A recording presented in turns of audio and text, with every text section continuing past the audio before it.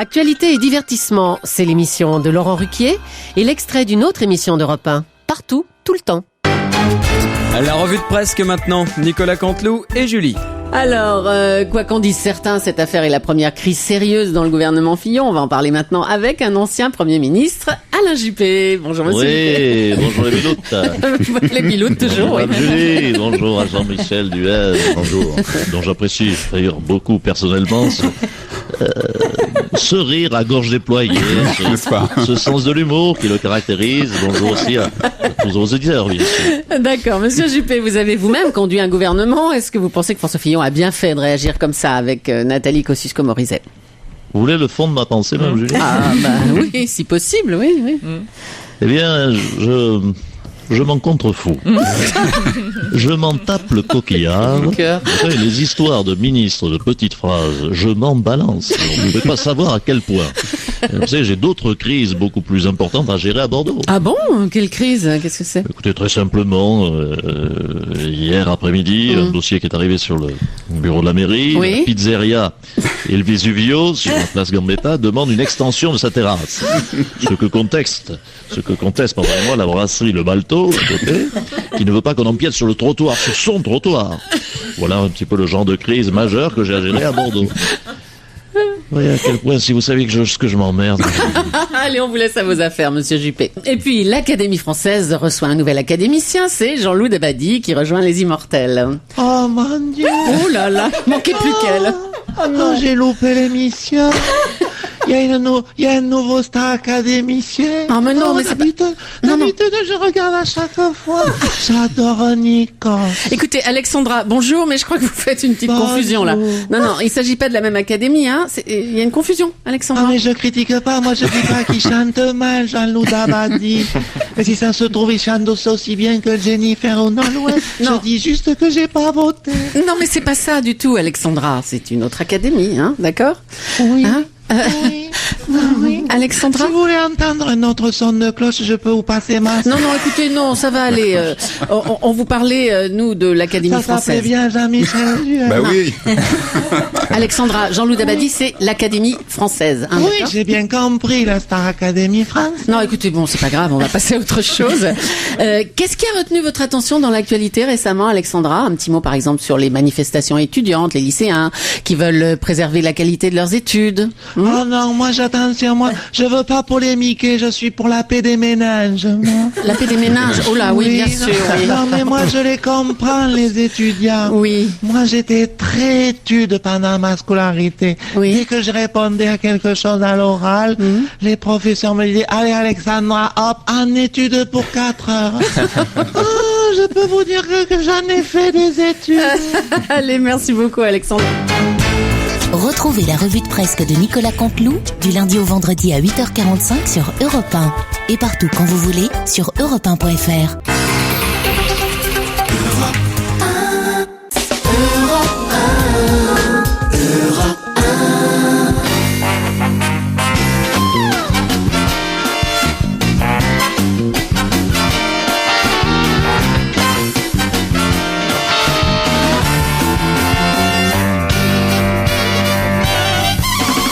On va se gêner, bonjour et bienvenue sur Europe 1 jusqu'à 18h. Aujourd'hui, vous passerez 2 heures en compagnie, si vous le souhaitez évidemment, mais je l'espère, de Claude Sarraute, Pierre Bénichou, Fabrice Eboué, Stevie Boulet et Jérémy Michalak.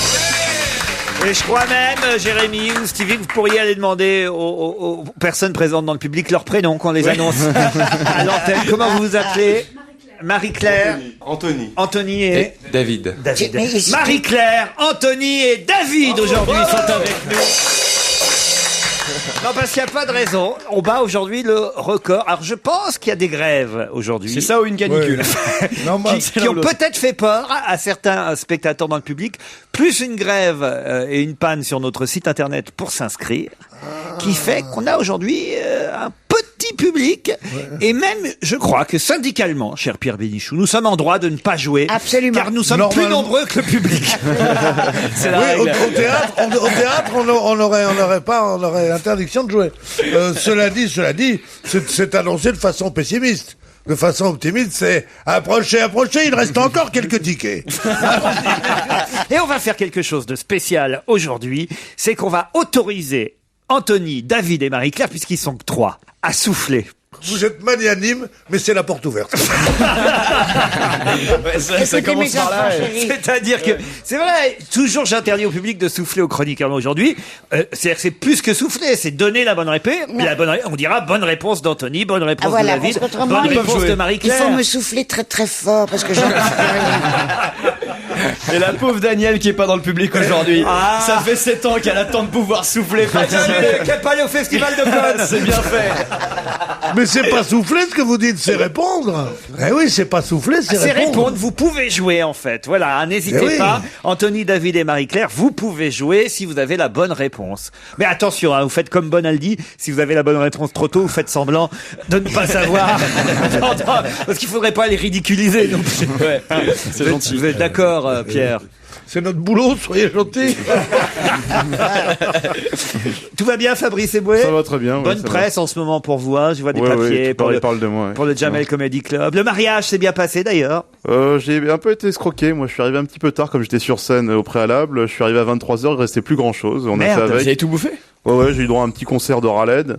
Et ensuite, en fait, la vraie fête se déroulait à Marrakech, donc ceux qui n'avaient rien à faire ont pris l'avion, et moi je suis resté à Paris, donc je suis un peu... Et la piscine, le tennis, tout ça? Tout ça, c'était Vermus qui est encore fabulé totalement.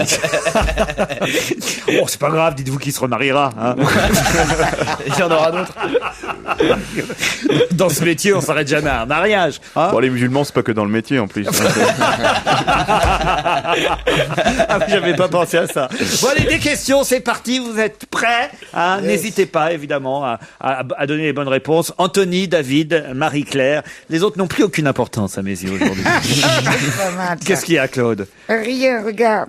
Il suffit qu'il y ait 3 personnes dans la salle pour que tu nous regardes plus. Vous avez l'air en forme, je trouve, Claude Sarraute. Ah non, pas du tout. Pas du tout. Je suis jamais en forme quand je viens chez toi. En fait, je crois qu'elle aime pas venir. Je pense, qu'est-ce qui se passe? Ça va pas recommencer. Écoutez, moi, je croyais que vous m'aimiez, que vous aviez plaisir à me voir. Je t'aime juste, tu vois. Tu connais l'histoire. C'est Monsieur Lévy, il va à la banque. Et il demande...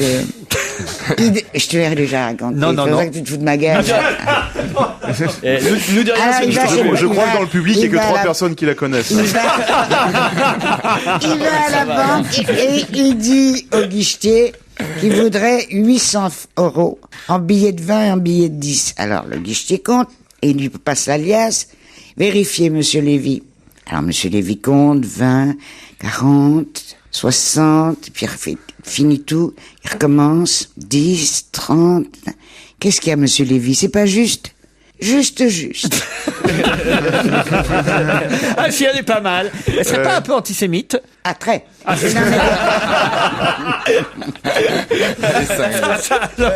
Mais alors, vous racontez de ce genre de blague? J'en ai plein, je n'ai même que ça. Ah oui? T'en veux une autre? Oui. C'est 3 dames juives qui se retrouvent pour prendre le thé à New York. Et la première arrive, elle s'installe. Oy vey. Et la deuxième. Oy. La troisième. On avait dit qu'on ne parlerait pas des enfants. Ah, elle est jolie aussi, celle-là. Jolie aussi, seulement la première, moi je la racontais près de la République, dans les quartiers où il y a beaucoup de juifs et tout ça. Et je disais, c'est une histoire écossaise. Tandis que celle-là, elle ne peut pas être écossaise. Moi j'aime les histoires. Je les collectionne, je les adore. Allez, une question sportive pour commencer. Peut-être hier soir, avez-vous regardé le match qui opposait, vous le savez, le Zénith de Saint-Pétersbourg aux Écossais de Glasgow Rangers. C'est les Russes qui ont gagné. Hein. Vous avez regardé le match, Stevie? Non, j'ai pas regardé, mais j'ai suivi quand même les résultats. Et ils ont gagné 2-0, les Russes. Hein. Il y a eu un dernier but. Le deuxième but, c'était super. Au dernier moment. Hein. La précision du deuxième but, c'était...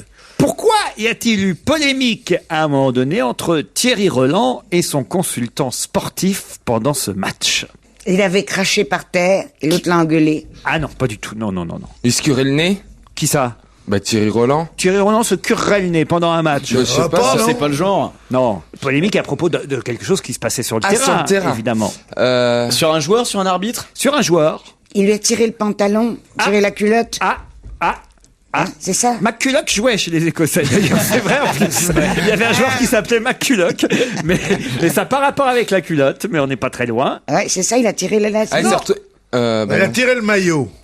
Il a tiré le maillot de l'autre. Il y a pas un striker, un mec qui est passé à poil, vous savez, comme Non. comme il y a souvent dans Il les y avait un stades. coup franc, il n'y a pas eu, ou Non. penalty, il n'y a pas eu. C'est pas à propos d'une faute. Non, il y a eu un carton jaune à un moment voilà. donné. À cause parce que l'arbitre n'a pas voulu suivre l'arbitre de touche. Non. Une violence entre un C'est joueur et sur un une autre. décision de l'arbitre que Thierry Roland et Sur son un corner consultant se sont... Qu'aurait pas dû y Non, il y a eu un avoir. carton, donc il y a eu On- des insultes sur un joueur. On a Anthony qui a peut-être une réponse dans le public. Anthony, allez-y, alors très fort Anthony. Il m'a semblé qu'il y avait un joueur qui avait à moitié enlevé son maillot qui a pris un carton jaune. Est-ce que c'est ça? Ah, bonne réponse d'Anthony. Bonne réponse Scandaleux. dans le public. Qu'est-ce qu'il y a qui est scandaleux? Mais donne-les-nous Le tes public réponses, répond à notre Anthony. place. Donne-les-nous, souffle-les-nous. Toi, tu gagnes rien. Nous, c'est notre survie qui en dépend. Anthony, alors vraiment, tu t'es pas fait un copain avec moi. Il a les dents qui rayent le parquet, ça se voit en plus.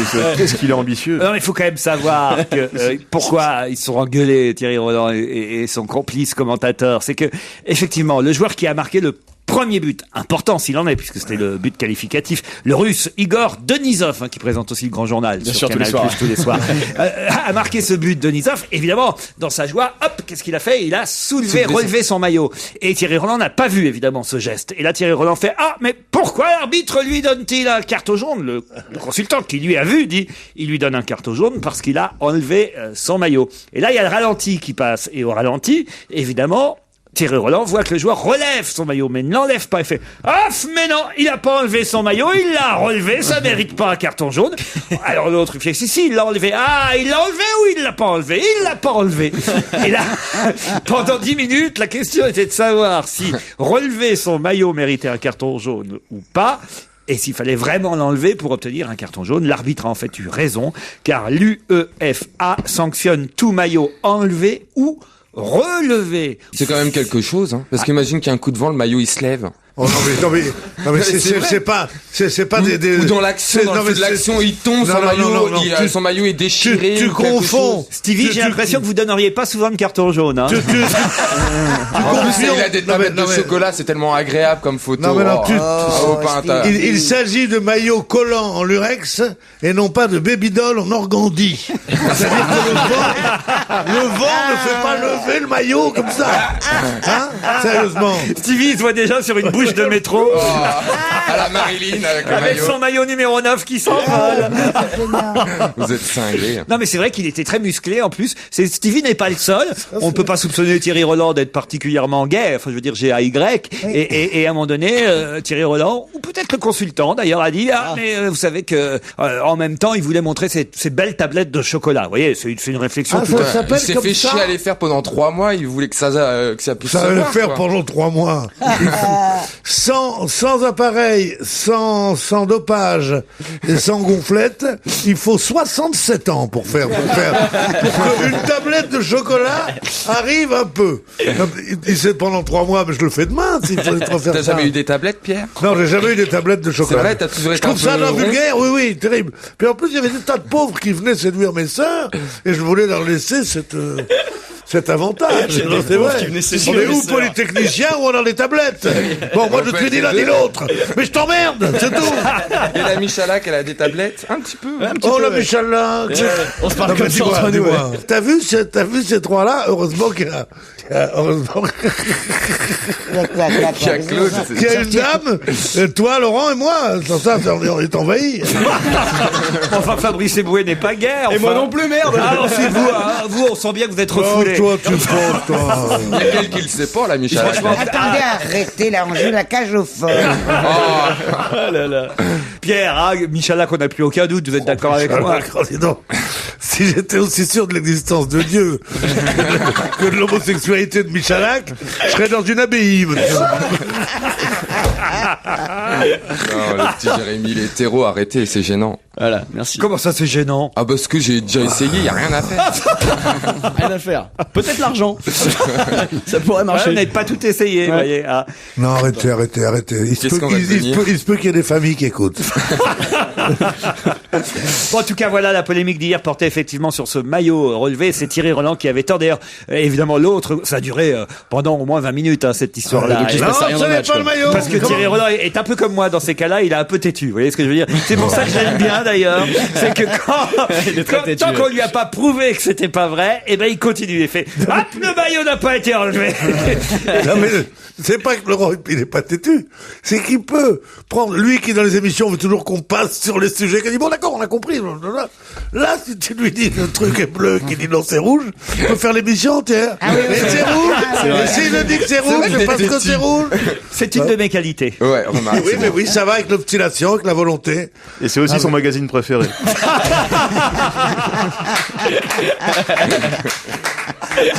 Pas vraiment. En tout cas, je suis pas préféré du magazine. Pierre Bénichou connaît pas Têtu. Rendez compte. Si. Vous n'avez pas entendu Têtu. Il est abonné. Bien sûr que je connais Têtu. Ah oui? Vous lisez Têtu, vous? Il a fait la couve une année, non? J'ai même fait un article en 74 dans Têtu. Il a fait le poster central. Je crois que Têtu à l'époque s'appait Guépier. Oh, c'est encore pire. Il s'appelle Guépier, oui. Ça s'appelait Guépier, c'est un hebdomadaire qui s'appelait Guépier. Et en 74, Fabrice du Palace me dit, toi qui es proche de François Mitterrand, il faut que tu lui dises que le bruit court parmi les homosexuels, que si la gauche vient au pouvoir, ça sera comme en Bulgarie, et qu'on les parquera tous, qu'on les mettra en prison, et c'était le bruit que faisait courir les giscardiens. C'est une bonne guerre. Enfin, là, il dit, vous savez d'aller dans les bistrots, qui étaient moins nombreux que maintenant. Hélas, et il dit, ou fréquenter les gays, et il disait, vous savez, si jamais la gauche arrive, c'en est fini pour nous, la prison, le machin, tout ça. Donc, je demande à Mitterrand, je lui dis, j'ai un ami qui tient la boîte la plus en vue, un gay la plus en vue de Paris, c'est vrai qu'il s'appelle, alors, je sais très bien, je voulais jamais qu'on lui apprenne quelque chose, et il me dit, voilà, il y a 400 000 voix d'homosexuels, et ben, si on leur dit ça, ils voteront, ça peut déplacer 300 000 voix. Alors il me dit, non, il n'y a pas 400 000 voix, il y a 300 000 voix. Il y en a 150 000 qui voteront de toute façon à droite, 150 000 qui voteront à gauche. Ceux qui ont peur, oui, ça peut nous ramener à peu près 20 000 voix si je faisais une déclaration là-dessus en disant, oui, bravo les homosexuels. Et je pense que les ligues de moralité, les parents, les machins, ça nous coûterait 60 000 voix, alors faites le calcul vous-même. Alors, je lui dis... c'est génial.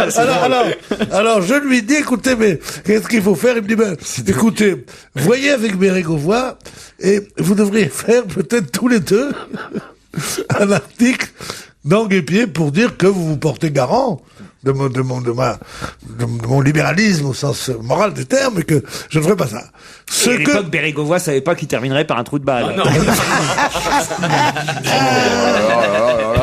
Et alors donc, je finis mon histoire, cet article paraît, et je retourne au Palace, et là, comme j'avais une petite fonction un peu dans le staff de Mitterrand pour petite fonction, pour justement pour son attaché de presse, tout ça, pour son image de ces élections, de cette campagne de 74, je faisais un peu gaffe quand même, donc quand j'allais dans des bistrots comme ça, j'allais un peu, sinon caché, du moins discrètement, et là je trouve avec les photographes de Minutes et de machin comme ça, le patron de la boîte qui m'attend, qui dit, voilà ma fée. Voilà notre fée. Bonjour ma fée. Je dis, Fabrice, arrête, c'est pas la peine. Tu vois, dans Minutes, celui qu'on appelle le conseiller de Mitterrand, on l'appelle ma fée. Tu vois, alors, donc, ça va, voilà. Mais c'était un petit truc comme ça que je suis content de vous avoir raconté, parce qu'il y en a pas. Pourquoi Bérégovoy? Parce que Bérégovoy était un peu son factotum. Ah. C'était son adjoint, oui, son factotum, celui qui chargeait de certaines besognes comme ça. Allez, partons du côté de Marseille, si vous le voulez bien, puisqu'un couple, Fanny et Frédéric, deux Marseillais, donc, ont créé leur société FK2. Il faut dire qu'ils s'appellent Fanny et Frédéric, ils ont pris le F de leur prénom. K, c'est Kers, c'est leur nom, deux, parce qu'ils sont deux. Donc ne cherchez pas de signification plus précise derrière le nom de ce qu'ils ont inventé, puisqu'ils ont inventé quelque chose qui commence à se vendre par milliers, voire même par millions à travers l'Europe.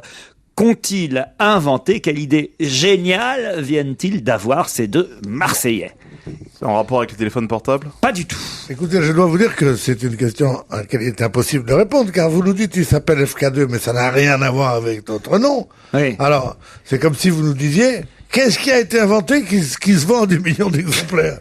Bon, alors donc, c'est très difficile. Bah, oui, L'électricité! Non, mais si vous posez des questions, vous allez vite... Quelque chose qu'ils ont créé. Oui, ça existait déjà, mais eux, ils ont inventé une nouvelle forme. C'est typiquement Marseille. C'est de la livraison à domicile? C'est pas de la livraison à domicile. C'est un service ou c'est En un tout cas, objet? c'est un site de vente en ligne, on peut les acheter par Internet. C'est des sièges de bébé pour les voitures. Ça existe déjà. C'est ça. lié Oui, à mais quel- des nouvelles formes aérodynamiques. Waouh! Il y a des formes aérodynamiques Bah, pour les peut-être. sièges de bébé. En cas d'accident, il voilà. Il va beaucoup plus vite. C'est spécifique à Marseille ou pas, ce qu'ils ont inventé? Non, mais c'est vrai qu'on aurait peut-être tendance à dire que du côté de Marseille, on en utilise peut-être plus Le qu'ailleurs. Ricard à domicile. La dosette de Ricard, non? Non. Des sardines géantes? Des sardines géantes, non. C'est en rapport avec le soleil? Oui, ça a rapport avec le soleil. Un nouveau- Attendez, je crois que dans le public, je l'ai entendu. Alors, qui C'est monsieur David. C'est David. Alors, David, allez-y. Les tongs autocollantes. Alors, pas autocollantes, mais on est dans les tongs. Bravo, David. Les tongs qui ne se détachent pas des pieds quand on va dans l'eau. Non. Les Appelle tongs des qui font pas sandales, mal ça. aux gros orteils. Non. Ça fait mal, non? Y a Ah que oui, moi, moi ça fait d'accord. mal. Mais il s'agit de tongs. Ça, c'est vrai. Les tongs qu'on peut customiser? Non. Ah non, c'est une idée. Quand j'ai vu ça ce matin, je me suis dit, mais pourquoi on n'y a pas pensé? Est-ce que plus tu tôt t'es dit, tiens, j'aimerais bien en avoir? Non. Non, Peut-être parce pas que quand même. je déteste les tongs, pour tout vous dire. Elle se transforme en quelque chose? Non, justement pas. Elles servent à marcher, ces tongs, on est d'accord quand même. hein. Ouais. Mais aussi Ah, il y a autre des chose. roulettes en dessous? Non. À nager, à Non. nager. Non. Elles ont... Elle se transforme en nageoire. Non, il y a un truc auquel vous n'avez pas pensé, et ça, il fallait l'inventer. Ah, la tongue complètement fermée, avec des lacets dessus. Mais c'est Ah ce ouais, en que je cuir. viens de dire. Et une semelle en cuir. et on même, appelle il y en a qui les appellent en Chine des touliens. Des mocassins. Des tongs qui font téléphone? Des... Vous savez quoi Puisque vous séchez sur les tongs, je vous propose de réfléchir pendant un peu de musique, un peu de pub, et on se retrouve tout de suite après.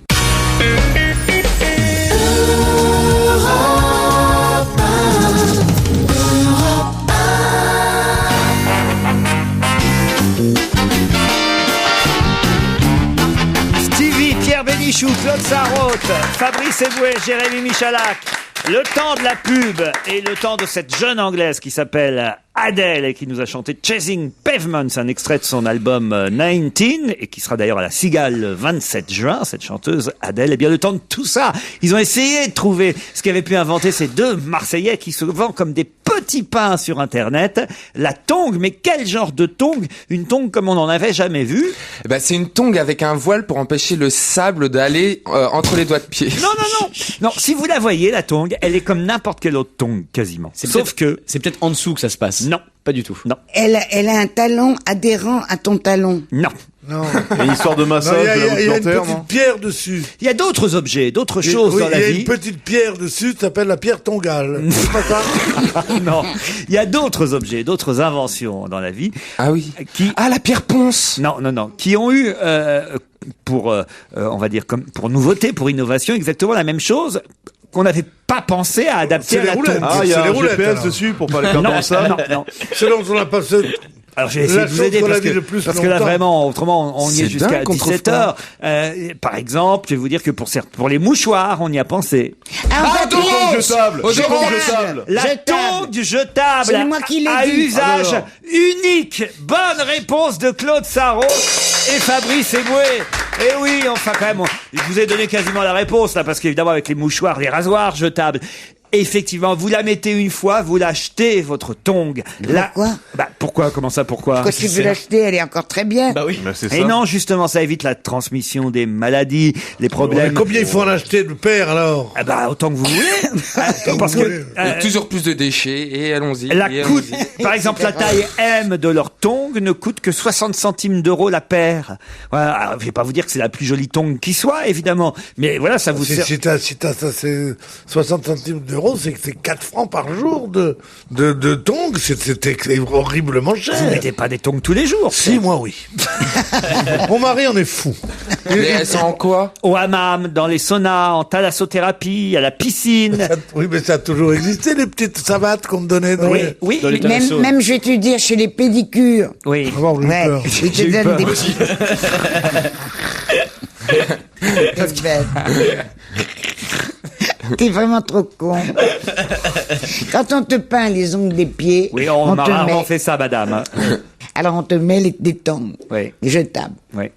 C'est pas eux qui l'ont inventé. Attention, ne confondez pas, il y a évidemment des tongs qu'on peut trouver dans certains, on va dire certains instituts, des thalassos, des voilà, où on voit des c'est pas tout à fait des tongs d'ailleurs pour la plupart du temps, ce sont des chaussons en tissu et effectivement, elles ne servent pas qu'une fois d'ailleurs, vous pouvez les mettre plusieurs jours, elles sont à vous et vous les jetez quand elles ne sont plus utiles. Là, la tong, elle est à usage commun, c'est-à-dire vous pouvez tous en acheter, c'est pas seulement dans un institut et puis vous la portez une fois, hop, vous l'achetez à la fin de la journée. C'est quand même formidable. C'est scandaleux. Comment ça, c'est scandaleux? C'est scandaleux. C'est pousser à la consommation pour rien. Comme dit Stevie, ça fait des détritus épouvantables. Bien sûr, mais je suis ça n'a aucun on est tous de cet avis. Il y a que lui qui dit, quand j'ai vu ça, je me suis dit, comment on n'y a pas pensé avant?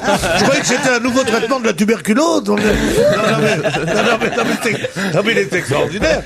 Comment on n'y a pas pensé avant? À jeter sa tongue. Et c'est surtout si la tongue te dit non, garde-moi un peu. Pas du tout. Pas du tout. Mais alors garde ma sœur, non, toutes les deux, tu les jettes. Ah non, mais c'est extraordinaire. Je comprends qu'il y ait que 3 personnes qui viennent le voir. Mais c'est en quoi ces tongs? Alors, je vais tout vous raconter, parce que moi, je dis bravo à Frédéric et à Fanny Kers, deux Marseillais qui sont créateurs de cette société de vente en ligne de tongs jetables depuis avril 2007. Ça fait maintenant plus d'1 an que ces tongs existent. Il a 17 ans, Frédéric, quand il est victime d'un accident de moto. Gravement blessé, nous raconte François. Il doit suivre une longue rééducation. C'est après avoir contracté de nombreuses maladies cutanées aux pieds à cause des tongs qu'on lui fournissait que lui est venue cette idée. La Jet Tong, qui est jetable, c'est le nom, la Jet Tong, antibactérienne, antifongique et recyclable. Elle est d'une épaisseur de 4 à 10 cm. Elle se décline en 3 formes, tong, claquette et même mule, si vous le souhaitez, cher Claude Sarraute. La Jet Tong existe en 3 tailles, S, M, L, comme à peu près. Small, medium et large. Voilà, exactement. Merci Pierre. Je connais toutes les langues. Oui.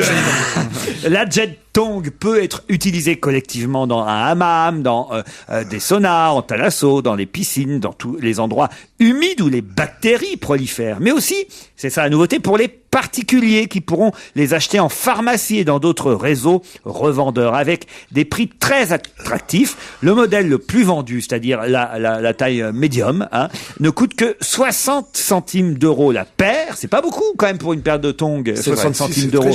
Mais non! Mais t'es pas obligé de l'acheter, c'est ça qui est astucieux. Puis on peut la garder 2 jours au pire. Tu peux la garder 2 ans, tu veux dire. La radine. Tu me remets de la bouche. Non, mais je trouve que le titre est formidable. La Jet Tong, ça veut dire, ça veut dire, jet, ça veut dire à la mode, et jet, ça veut dire jeter aussi. C'est très, très Ils en ont déjà vendu 500 000 paires depuis la création de leur site. 500 000 paires. Et maintenant que le produit commence à être connu, près de 1000 paires sont vendues chaque jour. 1000 paires tous les jours.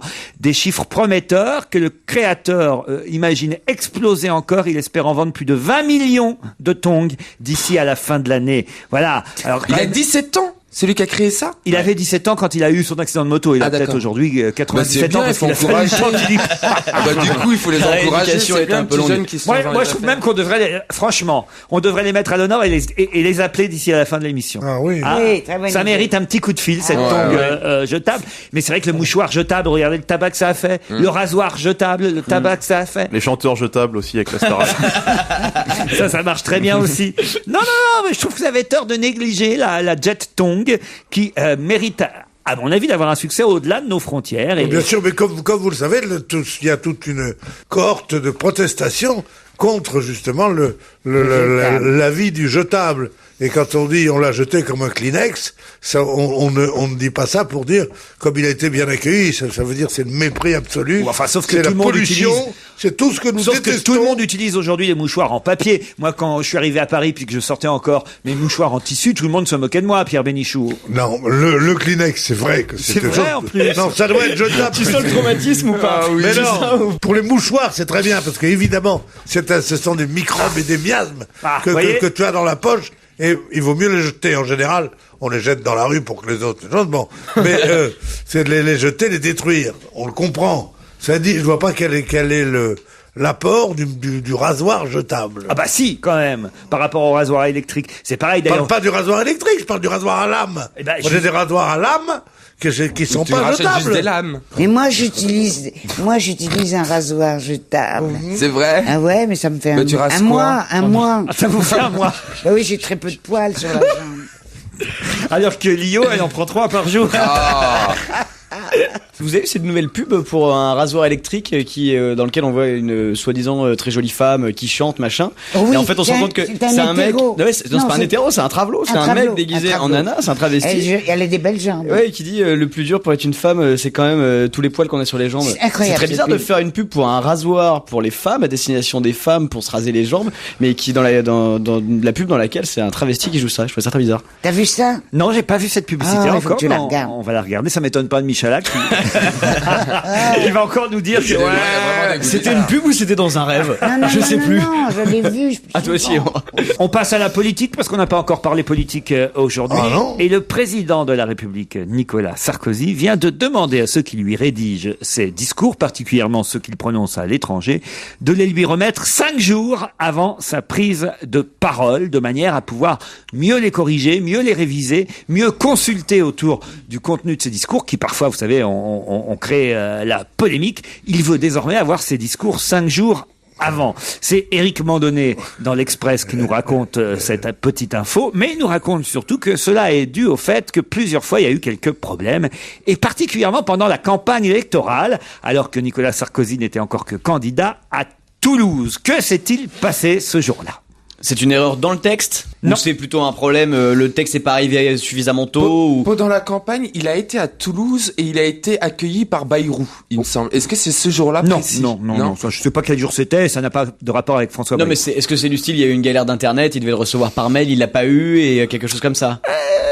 C'est lié, évidemment. Il reçoit ses discours par SMS? C'est lié à la décision qu'il vient de prendre, en tout cas de dire...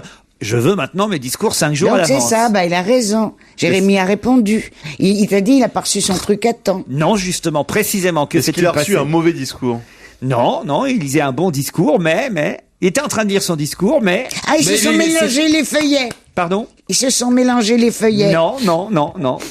Il était en contradiction totale avec ce que lui, il avait annoncé? Non, ça non, pas quand même. C'est la campagne électorale. Hein. Bon, alors là, il commence à prononcer son discours à Toulouse et... Ah, il dit « Vive Nice ». Non, c'est pas bête.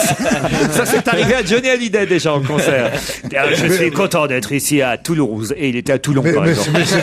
Mais c'est arrivé à Chirac devant moi. Ah oui, mais... Au Mexique, il a dit... Amis boliviens, bonjour. C'est énorme. Alors c'est pas ça. Non. Là, il commence un discours. Il est sur la tribune. Il commence son discours et il se rend compte qu'il manque une feuille au milieu du discours.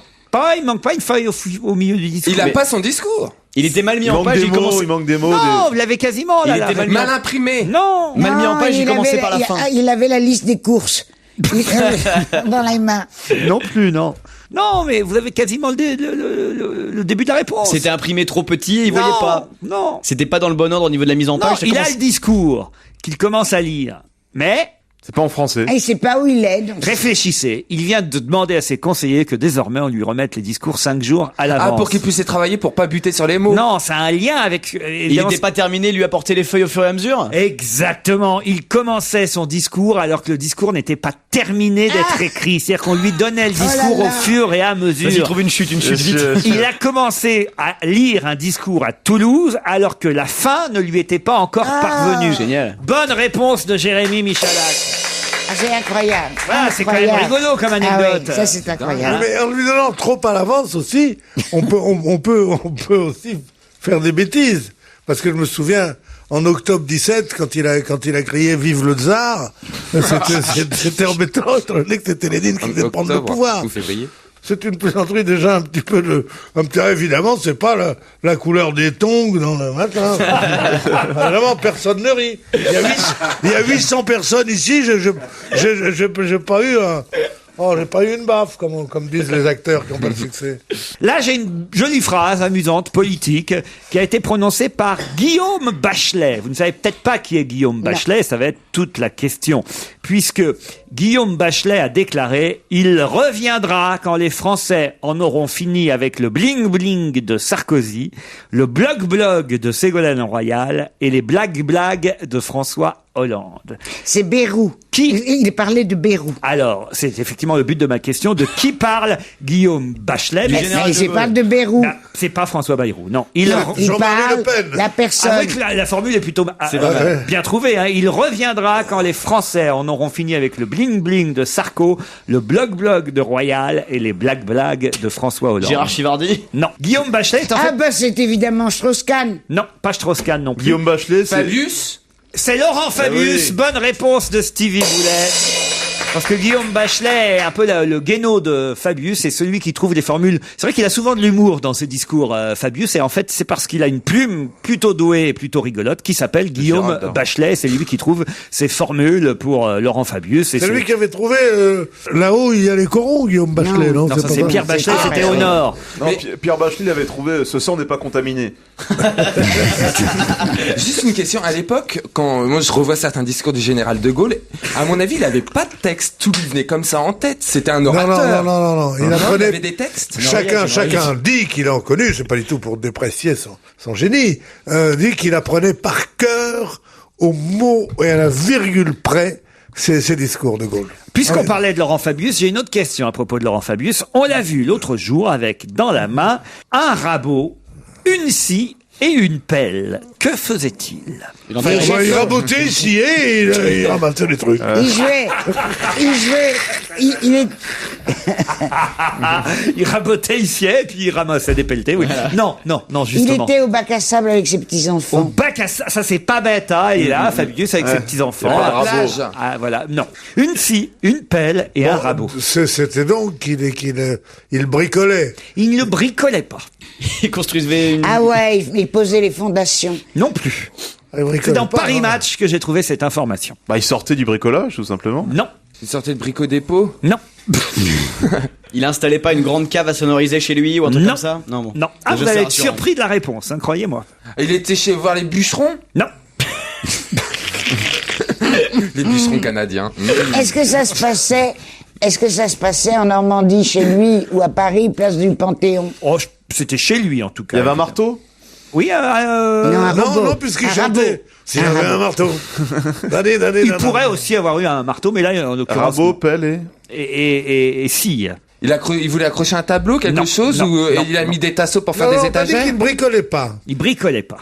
Mais il s'en servait ou c'était pour faire une photo ou quelque chose comme ça? Pour faire une photo, il a régulièrement ce genre de choses dans les mains. Ah oui, parce qu'il voulait Il est maçon. Ouais, le week-end. Il est franc, maçon, mais non, mais... Il est maçon le week-end. Il gagne pas assez bien sa Ah, vie, des extras. Je veux dire, il est franc-maçon.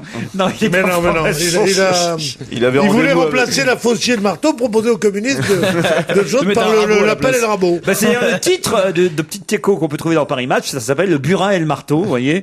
Mais à l'intérieur de ce petit article entrefilé dans le Match, on découvre que il avait ça à la main. Est-ce que ce sont des vrais objets ou ce sont des choses, par exemple, écrites sur la couverture d'un livre? Ce sont des vrais objets qu'il utilise à plusieurs exemplaires. Il avait rendez-vous avec Valérie Damido, il voulait la séduire. Non, côté un peu. Il fait collection d'objets ouvriers. Non, pas collection.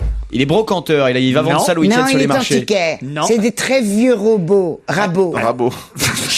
C'est vrai que avec son frère, je crois, il a des parts dans une société de vente aux enchères et c'est une grande famille d'antiquaires, on le sait. Mais pour couper son bois pour mettre dans sa cheminée? Non. En plus, qu'est-ce qu'il fait? Il en a plusieurs, des rabots, des scies, des... Il fait collection. Non, il fait pas collection. Il fait de la menuiserie. Il construit des cabanes? Non, pas de menuiserie. Il construit des cabanes. Bon alors, il ne fait pas collection, il ne les vend pas. il n'en fait pas commerce et il ne s'en sert pas pour construire des choses. Et il en a Qu'est-ce plusieurs. qu'il peut faire, à votre avis, alors? Eh ben, couper la branche parce qu'il en a marre que C'est les là où oiseaux vous- ils chient sur sa voiture.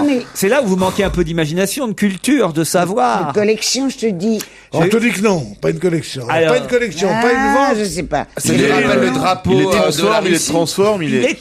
Ça devient intéressant. Alors allez-y, Fabrice Eboué. Des photographies. Mais peut-être une façon de les recycler, je sais pas. Les... Oui, alors qu'est-ce qu'il fait? De la déco. Il fait, bravo Anthony, il fait des sculptures. C'est notre auditeur qui a trouvé la bonne réponse parce que Laurent Fabius s'est lancé dans la sculpture, pas n'importe quelle sculpture, il s'ennuie vraiment. façon Armand évidemment, vous voyez. Vincent Armand, Tinguely et compagnie. C'est-à-dire qu'on recycle des objets visuels.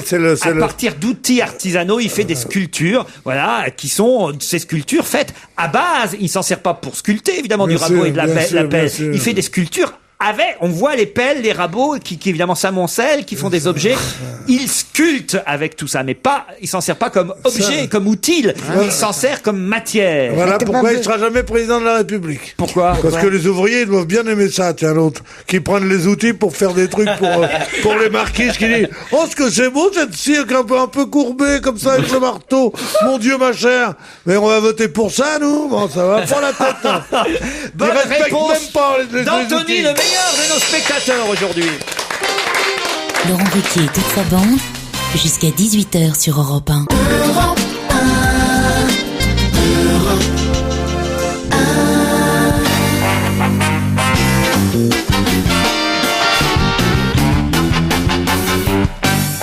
Chose promise, chose due, on a réussi à trouver le téléphone de Frédéric Quérès. Bonjour. Bonjour. Vous êtes l'inventeur de la jet tongue. Oui, c'est moi-même. On a quasiment fait 20 minutes sur votre invention tout à l'heure dans l'émission. Moi, je disais que c'était une invention de génie, que vous étiez le premier à avoir trouvé cette idée de la tongue à usage unique à mini prix. Je disais que vous alliez commencer à pouvoir la vendre à travers le monde, à travers l'Europe, que vous en étiez déjà à 500 000 exemplaires vendus, je me trompe pas? C'est ça. Voilà. Et que cette tongue à usage unique coûte à peu près 60 centimes d'euros, d'après l'article de France Soir. Oui, tout à fait. Bon. Tout à fait. On peut en acheter évidemment au détail, on est bien d'accord. Pas tout à fait. À savoir, donc nous sommes les fabricants, donc nous ne les vendons uniquement en conditionnement de 50 ou de 100 paires. Ah oui, d'accord. Et nous attendons de développer un réseau pour que les particuliers puissent en trouver. Ah oui, pour pouvoir qu'on en achète à l'unité, éventuellement en pharmacie, évidemment. Oui. Pierre, vous voyez, vous êtes content? Attends, je peux poser une question. Pourquoi en pharmacie? Parce que la tongue est hygiénique, Claude, quand elle est jetable. Alors, vous conseillez d'en faire combien d'usages? Un seul, vraiment? Pas du tout. Le but est de proposer à des gens qui vont dans des lieux où il y a du public, comme dans un sauna, un hammam ou lors d'une thalassothérapie, d'avoir une tongue individuelle. Il n'y a qu'eux qui l'utilisent. On peut l'utiliser plusieurs fois, mais le but étant de proposer une tongue individuelle. Mais on peut la garder combien de temps, pardon, à peu près? Vous pouvez la garder 3-4 jours sans aucun souci. Ah, vous voyez? À 3-4 jours, c'est pas mal quand même. Ah oui, bien sûr. Non, bravo pour la jet tongue. Et Pierre Bénichou était content du nom en plus que vous aviez trouvé pour. Ah oui, je trouve formidable, jet tongue. Oui. La tongue qu'on jette et la tongue réservée aux élites. Ça fait en fait, c'est la définition du bon titre quand il y a deux acceptions comme ça. Voilà. Vous pourriez dire merci monsieur, je sais pas. Merci, oui, merci. Merci pour ce compliment. Vous avez été éduqué avec les pieds, c'est pas possible. Bon, ça marche bien alors la jet tongue, pour terminer là-dessus. Ça marche bien, oui, ça marche bien. Écoutez, ça se développe bien. C'est normal. Eh ben, on vous applaudit pour cette invention. Merci, monsieur. Merci, au revoir. On dit aussi claquette pour tongue parfois. Ouais, on dit claquette, ouais. Ah, on dit claquette. Je trouve pas ça joli, claquette. Ah non, mais tes claquettes, c'est Tongue, c'est pas très T'es joli. encore venu avec ta claquette? Ma mère me dit toujours ça quand j'avais de Michalak à la maison. Dans quel film verra-t-on à l'affiche en même temps Marie Gillin, Mylène Jampanoy, Pierre Arditi et Tomer Sisley? Dans un film qui va avoir un Gérard d'Or l'année prochaine. Non. Dans quel film verra-t-on à l'affiche en même temps Pierre Arditi, Mylène Jampanoy, Tomer Sisley et Marie Gillin? Dans un film à Cannes? Un film présenté à Cannes, c'est vrai. Le film d'ouverture? C'est pas l'Argouine? Non, c'est fait l'ouverture. C'est un film sinistre où tout le monde est aveugle. Blindness, je crois. Ouais, c'est Ah bah, c'est eux, non? Bah, c'est pas ça. Non. Il est présenté aujourd'hui à Cannes. Ah, il était présenté, je crois même ces jours-ci, oui. Ouais, la semaine dernière, ouais. Voilà. Ouais, avant l'ouverture du festival, ouais. Voilà. Ah, attends, ça a ouvert hier. Ah, Kung Fu Panda, Kung Fu Panda. Kung Fu Panda. Bonne réponse de Fabrice Eboué, aidé par notre auditrice Marie-Claire. Voilà. Ah, Marie-Claire se réveille enfin.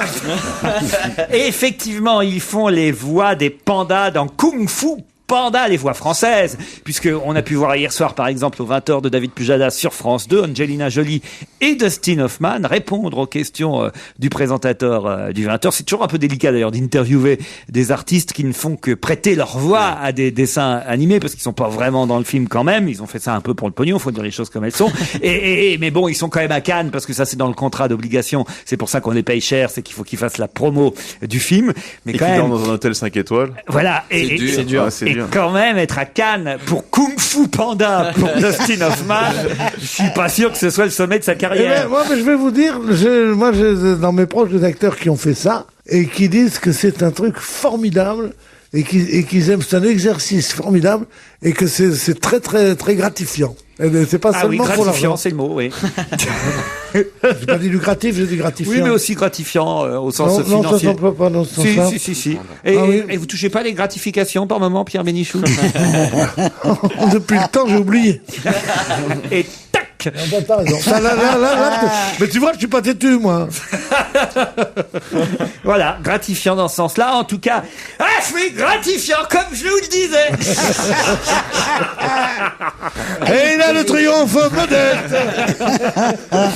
En tout cas, Pierre Arditi, effectivement, Mylène Jampanoy, c'est Lucy Liu dans la version américaine qui fait la voix que Mylène Jampanoy fait dans la voix française. Manu Payet aussi, je crois. Marie Gillin fait la voix effectivement d'Angelina Jolie, et Manu Payet lui fait la voix de Jack Black. Quant à Pierre Arditi, c'est la voix de Dustin Hoffman dans la version américaine. Mais Tilsit et Vincent Lindon, qui tous les deux n'ont pas besoin de contrat, ils ne sont pas à la courette d'un doublage et des choses comme ça, ont fait je ne sais plus quel film qui a eu un grand succès, qui était un dessin animé aussi, il y a pas longtemps là. C'est pour ça que je disais ça. Et c'est très gratifiant. Non, mais c'est pas vrai. C'est vrai, Pierre, mais je vous jure aussi. Tu as raison que ça se passe pas dans les deux temps. Je vous jure aussi que c'est très très très bien payé, parce que Ah bon? ben oui, parce que vous imaginez bien que là, le seul moyen de faire de la publicité pour les dessins animés, puisque les personnages ne peuvent pas venir sur les plateaux faire de la promotion, c'est de très très bien payer des grosses vedettes pour qu'elles acceptent ensuite d'être sur les plateaux télé ou d'être interviewées ou d'avoir leur nom en gros sur les affiches. Évidemment. Et d'ailleurs, je crois même me souvenir, si ma mémoire est bonne, qu'on s'était moqué du fait effectivement que Patrick Timsit et Vincent Lindon justement étaient en gros, c'était même écrit sur l'affiche de ce dessin animé, Patrick Timsit et Vincent Lindon dans, sans préciser que c'était leur voix uniquement qui était dans le film. Alors c'est vous dire qu'ils ont dû en toucher des bifetons pour ça. L'un et l'autre. Non, mais ceci étant dit, ça vous l'avez fait, vous? Ah non, j'ai pas fait dessin animé. Pierre Arditi, on le voit souvent aussi dans les documentaires animaliers. Il fait beaucoup et c'est toujours super tragique, tu sais. C'est Palunga, la pauvre petite gazelle, tombera sous les crocs acérés de Zina, la lionne. Il nous met vraiment dans une ambiance très tragique à chaque fois, ouais. Vous avez un petit côté panda, c'est pour ça que vous auriez pu être... faire le doublage du panda, là. Non, c'est pas ce que dit Jamel, Ça c'est fait plus le koala que le panda, en fait. C'est à peu près pareil. Et Stevie, on vous a pas proposé encore de jouer le panda? Mais non. De faire du doublage? Oui, de faire du doublage. Un non. phoque ou un truc comme ça. Non, écoutez. Bibi Phoque avec Stevie. Moi, je suis allé une fois, on m'a proposé, et puis j'ai pas été pris. Mais bon, c'est super dur à faire. Ouais, je savais pas le faire. Ah non, puisque là, il y a pas... Moi, fallait que je fasse un écureuil et tout, je vous jure. Je devais faire... L'écureuil a une grosse queue? Mais ça, je savais faire, mais... T'as eu du mal à manger les noisettes? Ah ben oui, j'y arrivais pas, fallait que je fasse... Ah bah oui, je suis pas content. Bah, vous voyez, Putain, j'adorerais faire ça. Ouais. Ah ouais? Ah mais moi j'ai beaucoup aimé le faire. Mais j'ai pas été pris. Allez, on se retrouve après le flash de 17h. Laurent Ruquier et toute sa bande, jusqu'à 18h sur Europe 1.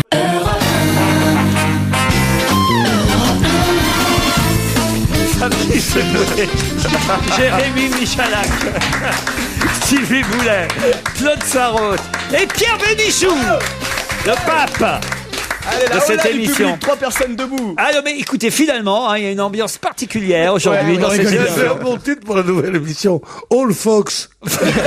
Anthony, David et Marie-Claire sont toujours dans le public, mais je voudrais quand même rappeler le numéro de téléphone que vous pouvez faire pour venir nous encourager ici l'après-midi, même les jours de grève, parce que c'est vrai qu'aujourd'hui, oui, on a eu peur des embouteillages dans Paris, on a eu peur des grèves des transports, de la fonction on aurait pu publique. avoir quelques enseignants qui seraient venus puisqu'ils sont pas en classe. Oui, ils manifestent, voilà. En tout cas, si vous assistez à l'émission, vous appelez Karima au 01 47 23. 47 23, c'est pour avoir un repas de toute façon. 18 04. 01 47 23 18 04. Allez, qu'est-ce que j'ai d'autre comme question en magasin? Une question assez intéressante, celle-là. On verra si vous êtes plus malin que je ne le pense, parce que je pense que ça va pas être facile. Parce que je pense que vous êtes des gros cons. Non, ça va pas forcément être facile à trouver. C'est, je vais vous donner la date exacte, le 30 juillet 86 qu'on les a vus pour la première fois. Retenez bien la date, le 30 juillet 86 qu'on les a vus pour la première fois. Et au départ, tout ça est parti d'une toile à matelas achetée sur le marché Saint-Pierre en 1965. De quoi s'agit-il? Attends, on se mélange avec tes dates, là. Alors, je vous disais donc que c'est en 86 qu'on les a vus pour la première fois, le 30 juillet 86 précisément. Et tout ça est parti tout simplement d'une toile à matelas achetée sur le marché Saint-Pierre en 65. Donc 86, c'est en rapport avec le Christ? Aucun rapport avec le Christ. Donc c'est une invention qui résulte de l'utilisation de toiles à matelas. Invention, le mot est un peu fort, mais en tout cas... mais on a utilisé de la toile à matelas pour faire quelque chose. On n'a pas directement utilisé de la toile à matelas. Mais on s'en a inspiré, c'est de là qu'est venue l'idée. Exactement. Comme les sacs Vuitton avec les anciens...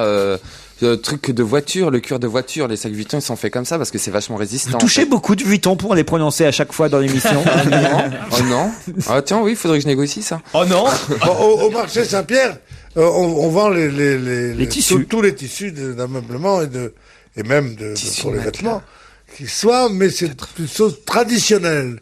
Donc si c'est la toile à matelas achetée là-bas, c'est la toile à rayures beige et blanche. Oui. C'est pas les premiers tissus antibactériens? Non, du tout. Non. C'est les stores rayés. On a vu des stores rayés. C'est des vêtements? Non. Non, c'est de la toile pour matelas. Non. Des parasols? Non. Des chaussures? Non. Les premières couettes? Non. 86. Juillet 86, on les voit pour la première fois au public. Elles sont dévoilées au public pour la première fois. Et tout ça part de toile à matelas achetée au marché Saint-Pierre en 65. C'est les colonnes de Buren. Les colonnes de Buren. Excellente réponse de Pierre Bénichou. Tu rigoles. Génial. C'est pas possible. Mais qu'est-ce que c'est que ça? C'est dans Paris Match qu'on peut avoir cette information, puisqu'il y a 2 pages consacrées au problème que connaît Daniel Buren avec ses colonnes, mais il a enfin obtenu satisfaction, puisque vous savez que elles vont être restaurées aux grandes dames de certains détracteurs de ces fameuses colonnes qui disent que on va pas en plus payer pour les réparer, ces colonnes de Buren qu'on peut trouver dans les jardins du Palais Royal. 20 ans après, elle continue à déchaîner les passions. C'est évidemment Jack Lang qui est à l'origine de ces colonnes, mais c'est François Léotard, le ministre de la Culture de la Cohabitation en 86, qui les a inaugurées le 30 juillet 86. J'y étais. Et Match, évidemment, nous raconte toute l'histoire de ces colonnes de Buren. Et l'artiste rappelle que son travail est parti au départ de toile à matelas achetée sur le marché Saint-Pierre en 65. Et c'est vrai que quand on voit les colonnes de Buren, on peut penser à la toile à matelas. Moi, j'ai pas lu l'article, c'est donc par déduction.